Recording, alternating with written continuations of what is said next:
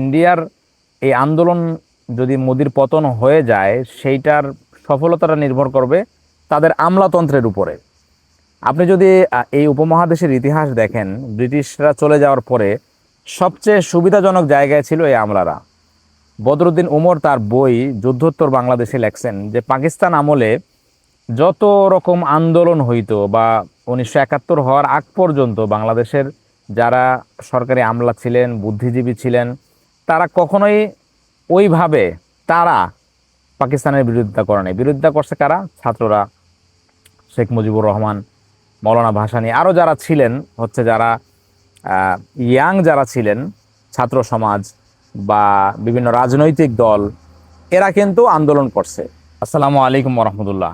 মোদির পতন কখন হবে এবং ইন্ডিয়ার মানুষের আজাদির লড়াই সফল হবে নাকি ব্যর্থ হবে, সেটা কিসের উপর নির্ভর করবে সেই বিষয়গুলো নিয়ে আজকে কথা বলবো। হাসু আন্টির জন্য খুব খারাপ লাগে, সে বাংলাদেশ ছেড়ে গেল ইন্ডিয়াতে তার বিশ্বস্ত বন্ধু মোদির কাছে, বাট সেখানে মোদির গদি নিয়েই টানাটানি লাগে গেছে। সো এই জিনিসটা খুবই ডিসঅ্যাপয়েন্টিং এবং আন্টির জন্য আসলে খুবই খারাপ লাগতেছে যে সে নিজের দেশ ছেড়ে যেও এখন একটা আশঙ্কার মধ্যে আছে। তো আমার কাছে মনে হয় যে ইন্ডিয়ার যে আন্দোলন, যারা আন্দোলন করতেছে তারা অবভিয়াসলি বাংলাদেশের যে ছাত্রদের আন্দোলন, এই আন্দোলন থেকে তারা ইন্সপায়ার্ড। বাংলাদেশে যেটা হয়েছে, হাসিনার পতন এবং যেইভাবে পতন হয়েছে, এইটা সাবকন্টিনেন্টের অন্য দেশগুলোর জন্য একটা উদাহরণস্বরূপ। অর্থাৎ এইভাবে কোনো জালেমের পতন আগে হয় নাই। বাট একই সাথে আমি মনে করি এই শ্রেণীটা, এই গোষ্ঠীটা সবসময় একটা সুবিধাজনক জায়গায় ছিল, যাদেরকে আমরা সহজে বলতে পারি ব্রিটিশ ব্যুরোক্রেট। ইভেন আমাদের এই যে 24 পরবর্তী আন্দোলনে, এই আন্দোলনটাকে, এই যে জুলাই সনদ, এগুলোকে বাতিল করা এবং এই শব্দের মধ্যে যে প্যাচ লাগানো, শব্দের মধ্যে আপনার যে সুবিধাজনক জায়গা তৈরি করা, কোর্ট কাচারি, আসামিদেরকে রেহাই দেওয়া, সমস্ত কিছুর পেছনেই কিন্তু এই আঙ্কেলরা, ওনারা কিন্তু কলকাঠি নাড়ছেন। যারা বেতন পায় 75,000 থেকে ধরে 1 লাখ, ম্যাক্সিমাম 1 লাখ টাকার উপরে তো বেতন নাই। এই 1 লাখ টাকা বেতন পেয়ে যারা তাদের সন্তানদেরকে আমেরিকা, কানাডাতে পড়াশোনা করায়, অস্ট্রেলিয়াতে, যেইখানে এবং তাদের সন্তানরা ওই পড়াশোনার সময় কোনো অড জব করে না। আমরা যারা এখানে বাংলাদেশ থেকে আসছি বিভিন্নভাবে, স্টুডেন্টরা বা আরও যারা স্টুডেন্টরা, বিশেষ করে যারা এখানে পড়াশোনা করে, তারা কিন্তু তাদের পড়াশোনার খরচ চালানোর জন্য তারা অনেক পরিশ্রম করে। রেস্টুরেন্টে থালাবাটি ধোয়ার কাজ করে, কেউ ক্লিনিংয়ের কাজ করে, কেউ আপনার বিভিন্ন রকম কাজ তারা করে তাদের পেটের অন্ন যোগায়। কারণ ইউনিভার্সিটি থেকে যা দেওয়া হয় সেটা দিয়ে একজন ছাত্রর পুরোপুরি তার প্রয়োজন মিটে না, বা নিজের প্রয়োজন মিটলেও বাংলাদেশে আত্মীয় স্বজনদেরকে হেল্প করা, বাবা মাকে হেল্প করা, সেগুলো কিন্তু করা সম্ভব হয় না। কিন্তু যারা সরকারি আমলার ছেলে, তারা এইখানে, এই সমস্ত দেশে, ইউরোপিয়ান দেশগুলোতে তাদের নিজস্ব বাড়ি থাকে, বাবা ঘুষের টাকায় বাড়ি কিনে দেয়, দামি গাড়ি কিনে দেয়। তো এই যে শ্রেণীটা, এইটা 1947-এর পরে, ব্রিটিশরা চলে যাওয়ার পরে কখনোই এরা মুসিবতে পড়ে নাই। মুসিবতে পড়ছে দুই শ্রেণী, একটা হলো রাজনীতিবিদরা, আর একটা হলো সাধারণ জনগণ। সাধারণ জনগণ তো সবসময় বঞ্চিত, রাজনীতিবিদরা যখন ক্ষমতায় গেছে তখন তারা মজা লুটছে, ক্ষমতা থেকে চলে যাওয়ার পরে তাদের একটু অসুবিধা হয়েছে। বাট এই শ্রেণীটা, আমলা শ্রেণী, রাষ্ট্রের পরিচালক শ্রেণী, তারা কিন্তু আপনার কখনোই মুসিবতে পড়ে নাই। এই যে ধরেন হাসিনার পতন হয়ে গেছে, ইউনূস সরকার আসছে, তাদের ঘুষ বাণিজ্য কিন্তু ঠিকই চলছে। আপনি বিদ্যুতের অফিস বলেন, পল্লী বিদ্যুৎ বলেন, গ্যাস অফিস বলেন, আপনি বিআরটিএ বলেন, সব জায়গায় ঘুষের পরিমাণ কিন্তু আগে থেকে বাড়ছে। তারা কিন্তু না খেয়ে মরে নাই, তারা কিন্তু বিপদে পড়ে নাই। এবং আমাদের যারা প্রোটেস্টর ছিলেন, আমাদের যারা আন্দোলনকারী ছিলেন, তারা এমপি মন্ত্রীদের, বাংলাদেশে তো ওইভাবে আমরা দেখি না এমপি মন্ত্রীদের কোনো মাইর খাওয়ার দৃশ্য, বাট শ্রীলঙ্কায় এরকম হয়েছে। তো এমপি মন্ত্রীরা পালায় গেলেও এমপি মন্ত্রীদের ঘুষ, দুর্নীতির সমস্ত কিছুর যারা প্রত্যক্ষ স্বার্থে সাক্ষী এবং যারা মিলেঝিলে এগুলো করছেন, তারা কিন্তু বিপদে পড়ে নেই। সো ভারতের ক্ষেত্রে আমি এটা বলতে পারি, ভারতের বর্তমানে যে হিন্দুত্ববাদী সরকার বিজেপি, যেইটার ব্যাকগ্রাউন্ড সংস্থা হচ্ছে আরএসএস, এবং আরএসএসটা একটা আপনার উগ্র হিন্দুত্ববাদী প্রতিষ্ঠান। এটার ব্যাপারে আসিফ আদনান ভাইয়ের একটা ব্যাপক লম্বা আলোচনা আছে, উনি ওখানে আরএসএসের ইতিহাস লম্বা তুলে ধরছেন। আমি সেই দিকে যাব না। আপনারা আরএসএসের বা বর্তমান মোদী সরকারের উত্থান যদি বুঝতে চান, তাহলে ওই ভিডিওটা দেখতে পারেন, তাইলে আপনারা হয়তো বা ইউটিউবে আপনারা খুঁজলে পাবেন।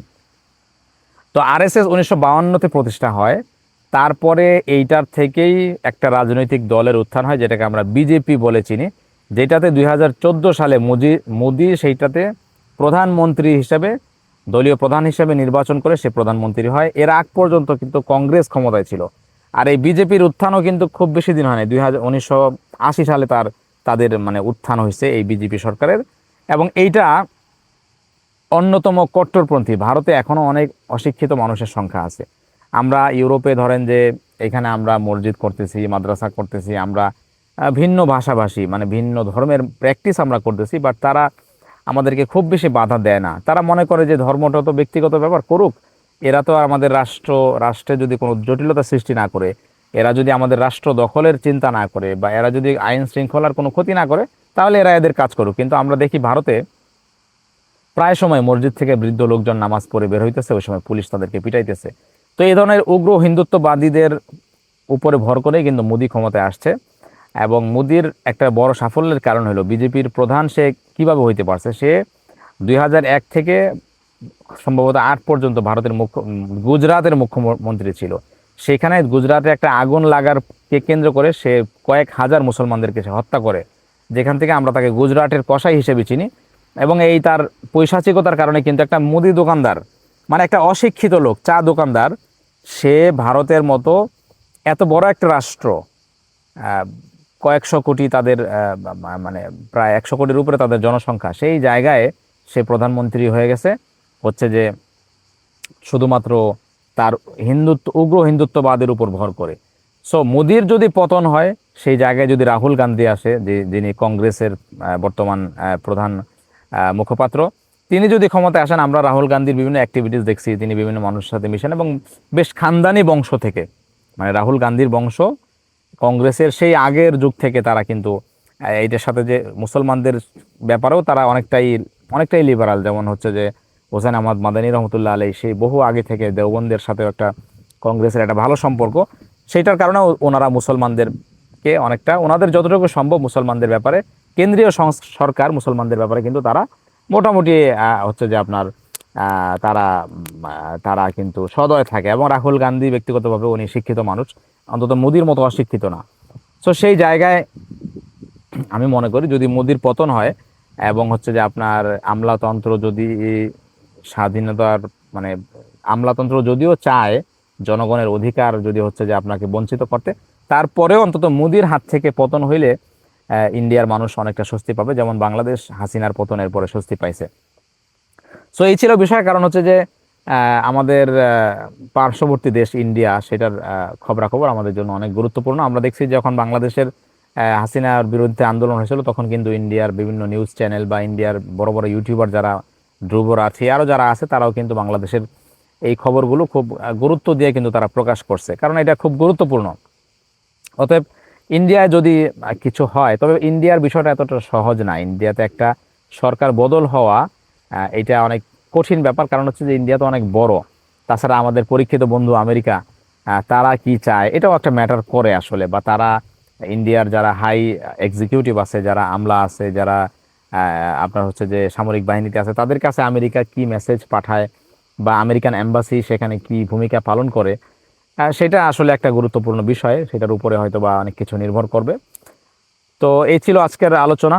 আপনাদের যদি আলোচনা ভালো লাগে এবং ইন্ডিয়ার বিষয়ে যদি ইন্ডিয়ার মোদির বিষয়ে যদি আপনারা আরও কিছু জানতে চান, আমার কাছে জানাবেন। তবে আমি শেষ কথায় আবার সংক্ষিপ্ত করে বলি যে আমলাতন্ত্রের উপরেই নির্ভর করবে যে ইন্ডিয়ার ভবিষ্যৎ কি।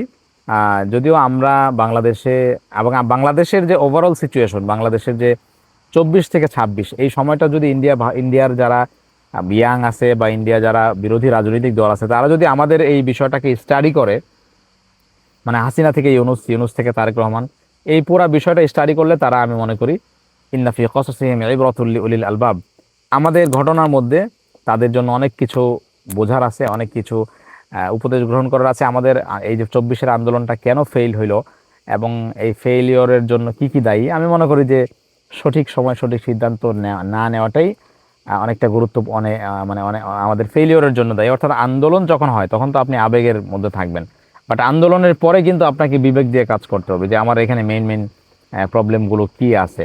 যে বিশেষ করে আমাদের ফেলিওরের সবচেয়ে বড় কারণ যেটা আমি মনে করি সেটা হচ্ছে যে জুলাই সনদের বাস্তবায়ন এইটা নির্বাচনের আগেই দরকার ছিল, বাট সেটা নির্বাচনের আগে না করাটা আমাদের জন্য বড় ফেলিওর। এবং এক্ষেত্রে জামাতের ছাড় দেওয়া বা জামাতের যে দাবিগুলো ছিল পিআর পদ্ধতিতে নির্বাচন, এই জায়গাগুলো থেকে জামাতের সরে আসাটা আমি মনে করি আমাদের ফেলিওরের একটা বড় কারণ। তা আপনাদের কাছে এই 24-এর ফেলিওরের বড় কারণ কি, সেটা আপনারা জানাইতে পারেন। এবং ইন্ডিয়ার ব্যাপারে আপনারা কি মনে করেন, ইন্ডিয়ার ভবিষ্যৎ কোন দিকে যাচ্ছে, সেটা নিয়েও আপনারা বলবেন। ভালো থাকবেন। আল্লাহ হাফেজ। আসসালামু আলাইকুম রহমতুল্লাহ।